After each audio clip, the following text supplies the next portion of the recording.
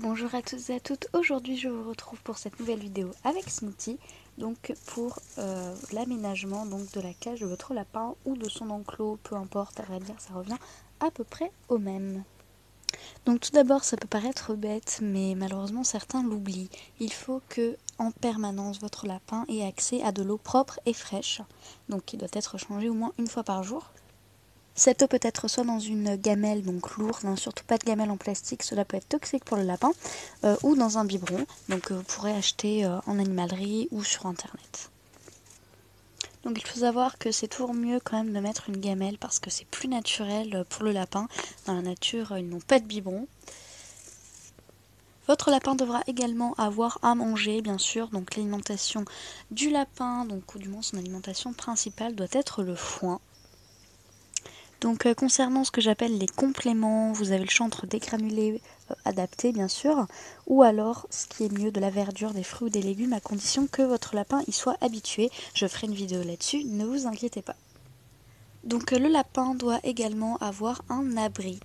Une petite maison en bois ou en plastique, donc celle-ci était avec la cage, mais mon autre lapin a une maison en bois, donc voilà, un petit abri, soit que vous achèterez, soit que vous ferez vous-même, hein. Ça peut tout à fait l'affaire, mais simplement où le lapin pourra se sentir bien, où il pourra aller faire son petit dodo, voilà, quand il voudra être tranquille, tout simplement, c'est vraiment l'idéal. Donc il faut également que le lapin ait de la litière, donc soit dans toute sa cage, comme là, soit donc dans un petit bac, par exemple à l'angle de la cage. La litière doit bien sûr être changée régulièrement. Donc vous avez plusieurs sortes de litières, là aussi je ferai une vidéo là-dessus, ne vous inquiétez pas. Donc là c'est de la paille, la paille c'est vrai que c'est pas absorbant du tout, mais bon voilà, là on a mis ça vraiment provisoirement parce qu'on a eu un petit problème avec son ancienne litière, je vais pas en dire plus parce que ça sert pas à grand chose, mais voilà, là c'est vraiment provisoire. Ne vous inquiétez pas, Smoothie sera propre, normalement il n'y a pas de problème. Là on lui a simplement mis dans toute la cage parce qu'au moment où je tourne cette vidéo, il vient d'arriver il y a 3-4 jours, donc bon, pour l'instant on laisse un petit peu tranquille avec ça.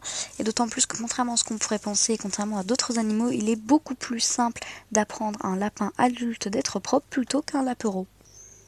Vous pouvez également mettre des jouets donc dans la cage de votre lapin, tel que celui-ci.